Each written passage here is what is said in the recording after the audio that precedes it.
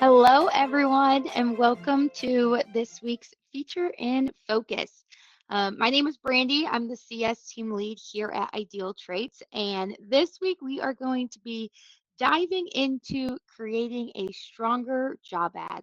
I know usually on these webinars we kind of go over a feature maybe you haven't used, how to kind of enhance that hiring process, but today we are going back to the basics of really just going over how do you write a good job ad that's going to attract the candidates that you're wanting, qualified candidates, and really just setting you guys up for success. So we will dive right into that in just a moment. But as always, this webinar is recorded, so we will send this out via email to all of you.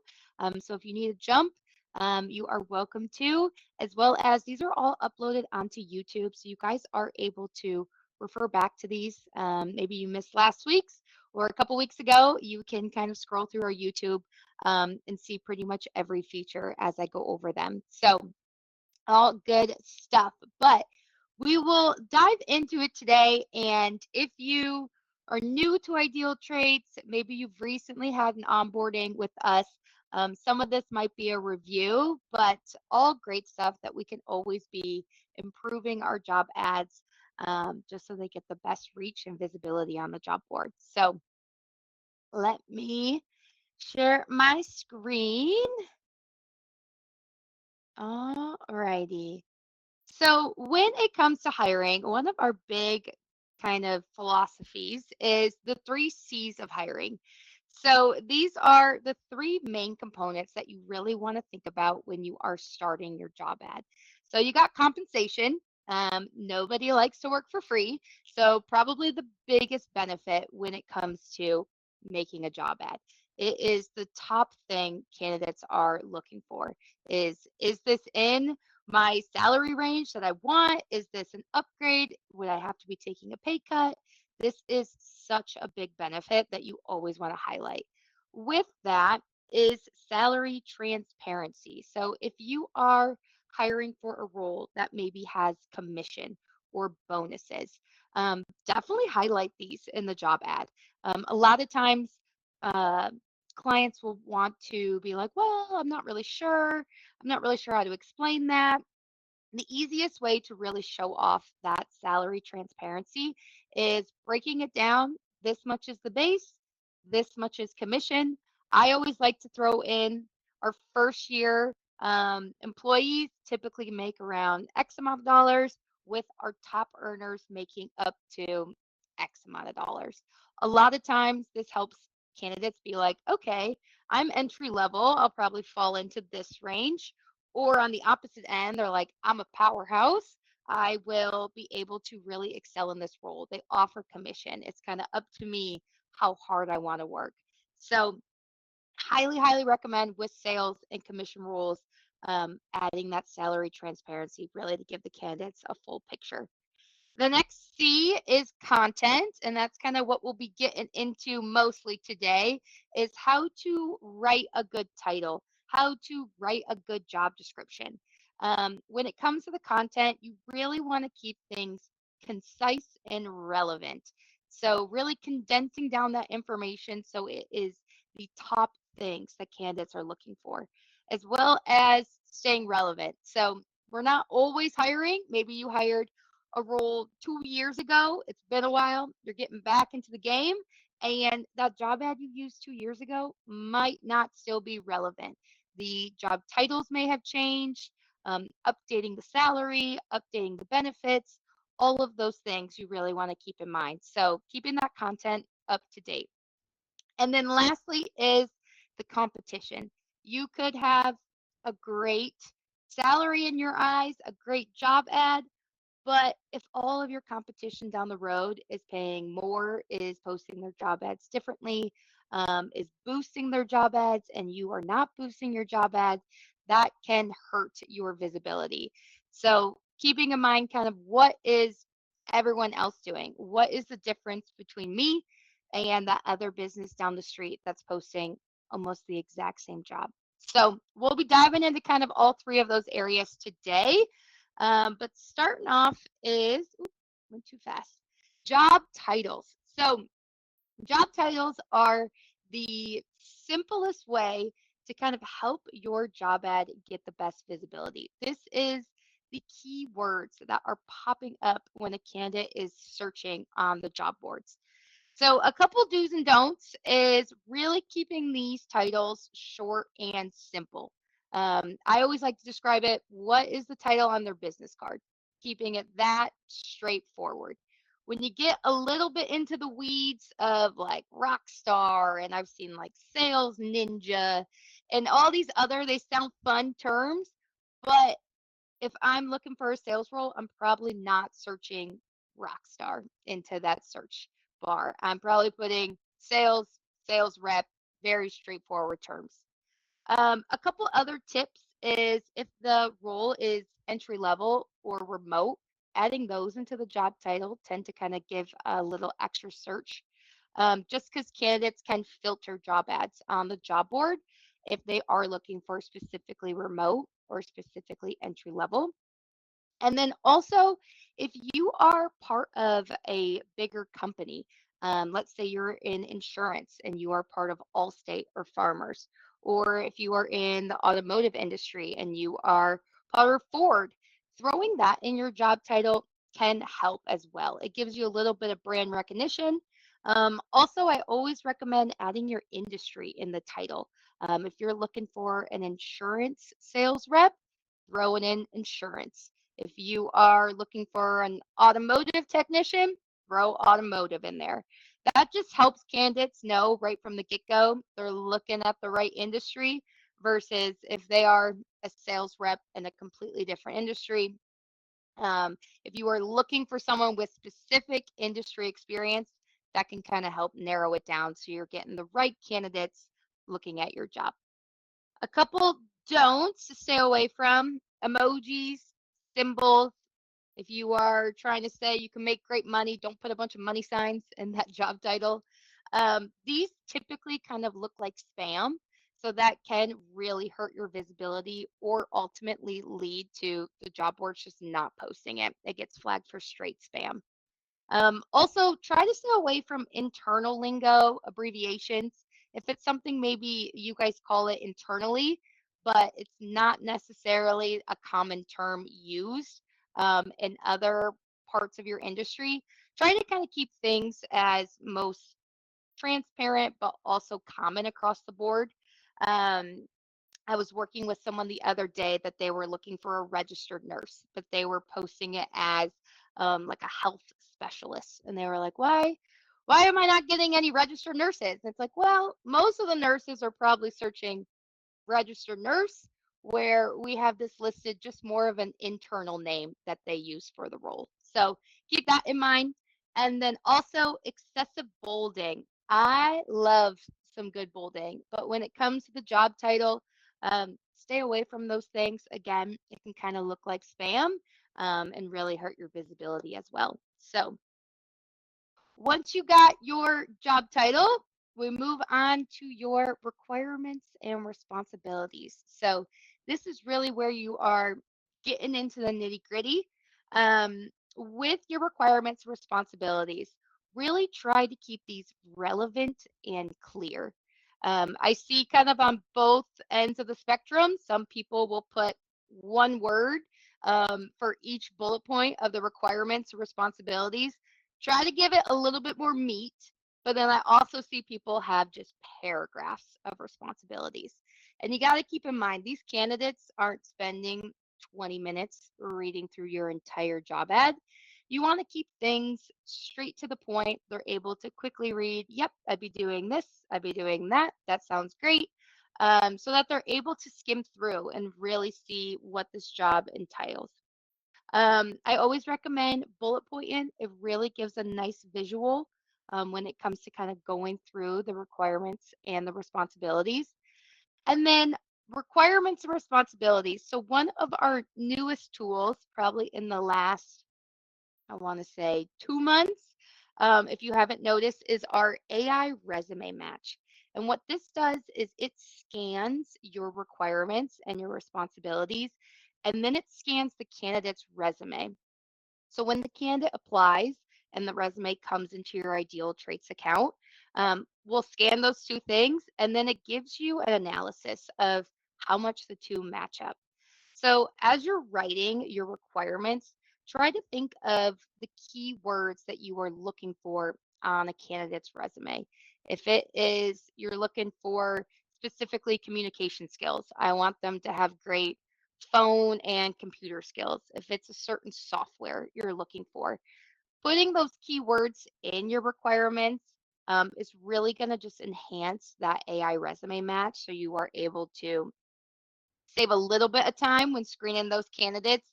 You're able to quickly see, yep, this candidate's a 75% match. This candidate's a 0% match. Probably not the best fit. A couple don't don't overload that list I mentioned. I typically recommend 5 to 10 requirements, 5 to 10 responsibilities. You don't have a lot of requirements. You don't need to list a bunch, but the requirements are a nice touch when you are sponsoring your job ad. That is really going to help the sponsorship match candidates with your job ad and get it in front of the right candidates that are qualified and matching those requirements. So keep that in mind as well. And then again, I love some bolding and underlining, but really try to keep that to a minimum. I always recommend if it is a top requirement, like must have a license in a certain state, bold that one, underline that one, however you want to highlight it. But don't get too crazy with everything else that is listed. Again, it can look a little spammy and hurt your visibility as well. So once you are getting all through your job ad, you then have the opportunity to add some pre-qualifying questions. So we also offer AI with this to write your pre-qualifying questions based on your requirements.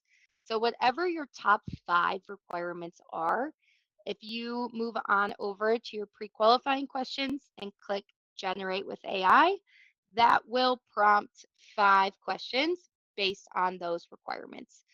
So if you are looking for someone in a specific state or a specific type of um, requirement that is very unique to you, using AI, you can really customize these to match exactly what you're looking for. We also have templates, so there's probably hundreds of questions in there you can scroll through, lots and lots of templates. So feel free to look through those as well. But the key with pre-qualifying questions is looking for those deal breakers. What are you looking for in a candidate right from the get-go that will really save you time when scanning through resumes? If it is a certain level of education, certain amount of years of experience, experience with a certain software, lots and lots of different things. So use those as deal breakers. It is nice to keep them as yes or no questions. You can do more open ended, but if you use the yes or no questions, you can turn on scoring. And what scoring does is it allows you to select what the correct answer is you're looking for from a candidate. And then you can use that throughout other features within your ideal traits account. So you can use that on the candidates tab when you are filtering candidates. So you can quickly filter candidates who answered those pre-qualifying questions correctly. Or you can set up automations based on those pre-qualifying questions. So you can have it send a text message or send the video interview to only the candidates who score 100% on your pre-qualifying questions. And then on the opposite, you can send rejections based on candidates not answering those pre-qualifying questions correctly. So it really does kind of help set you up for time saving later on in the process. So definitely play around with those pre-qualifying questions and the scoring. It really does help kind of later on down the road. And then lastly, we'll get into is your benefits. So when I'm usually talking about benefits, most employers are like, yeah, I have health benefits. I don't do a 401k. I have this, I have that. Try to think outside of the box when it comes to benefits. Obviously, great to put kind of those generic few that come to mind, but get a little creative. Think of your culture of your guys' business. Do you guys give birthdays off? Do you do a company picnic? Is it early out on Fridays? Think of the flexibility of your office. Is it weekends off? Throw that in as a benefit. Is it evenings off? Is it Fridays in the summer? You guys close at 3 o'clock. Really try to get creative of what makes you guys stand out versus the business down the street. If I'm looking for, I keep using the example of a sales rep, and there are five different businesses all paying pretty similar job descriptions. What is going to make me pull to your business versus the few down the street? So, highlighting things that make you guys different. I've seen a few people add like dogs are welcome in the office, free coffee in the office. You can get pretty creative. When you are working through your benefits, in the job ad builder, we do have an option with a huge list of benefits that have been used by other clients. So feel free to click into there, check it out. I usually recommend around 5 to 10 benefits. You can never have too many, so don't let that stop you, but at least try to get to 5 to really show what you guys offer at your business. So once you got all of the content into your job ad, as I mentioned before, competition. So you really want to keep up with the competition within your area.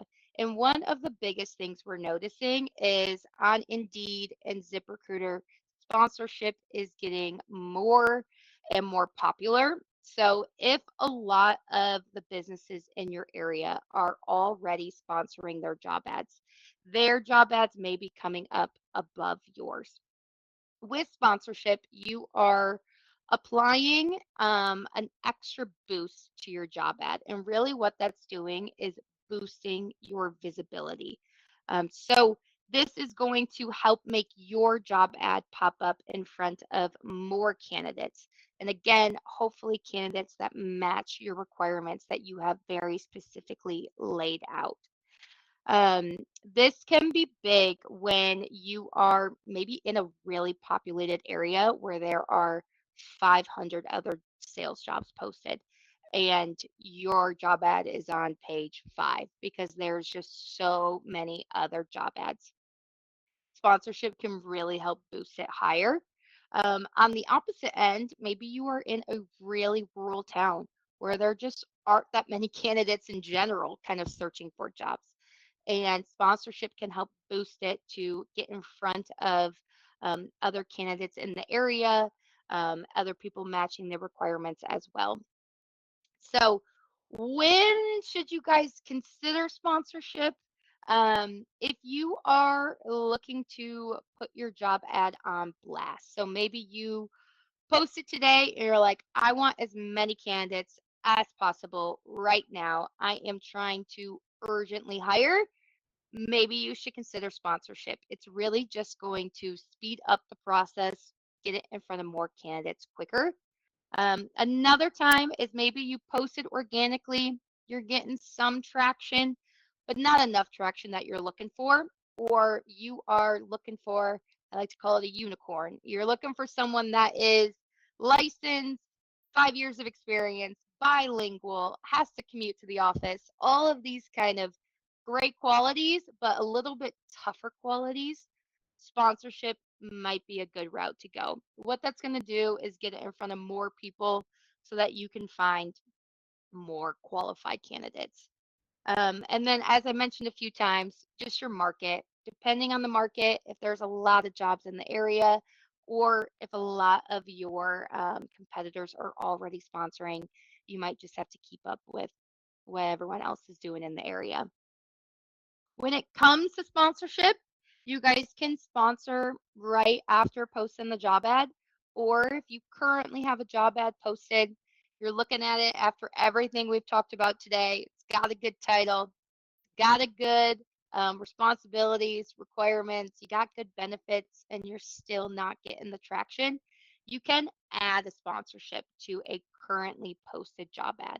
So if you head to your jobs tab, there's the action drop down. You're able to click sponsorship, and then you can connect with an Indeed account or on ZipRecruiter.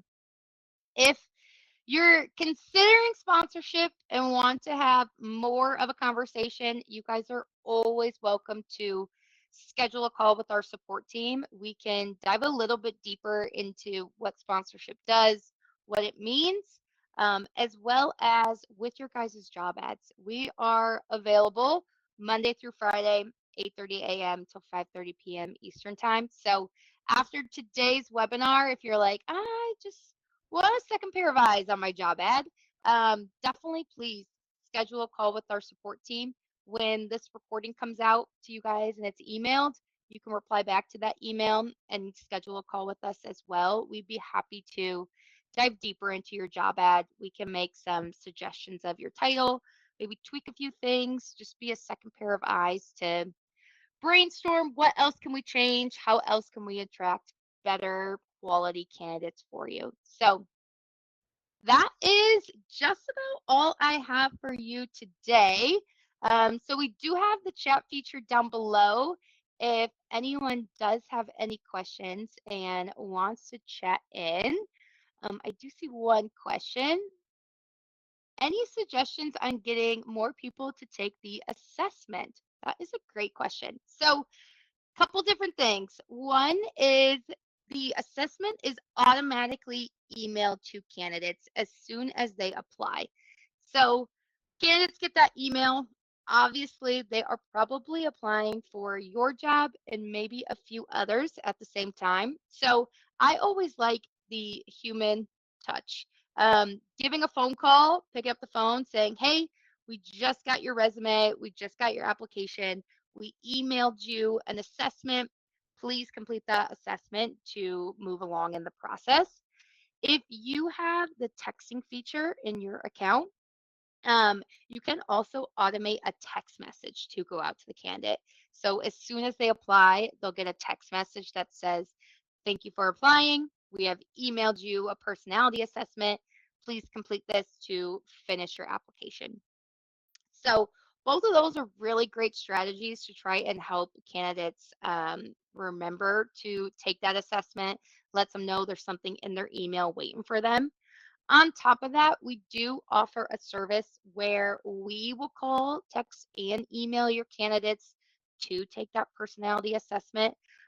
We have noticed that doubles the amount of people who do take it. I believe our rate of with our VHA program, I want to say it's around 55 to 60% of the candidates do complete the assessment. And that's really because we are reaching out on the phone saying, thank you for applying. Please check your email for the assessment, sending texts, sending emails. So that really adds that personal touch for sure. Um, any other questions? That was a great one.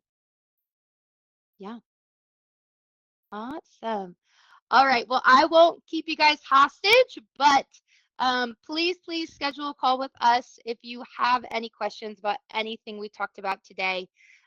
We'd be happy to review your job ads, talk about sponsorship, anything you guys need. But have a wonderful week, and I will see you guys all next week for the next feature in focus. Bye now.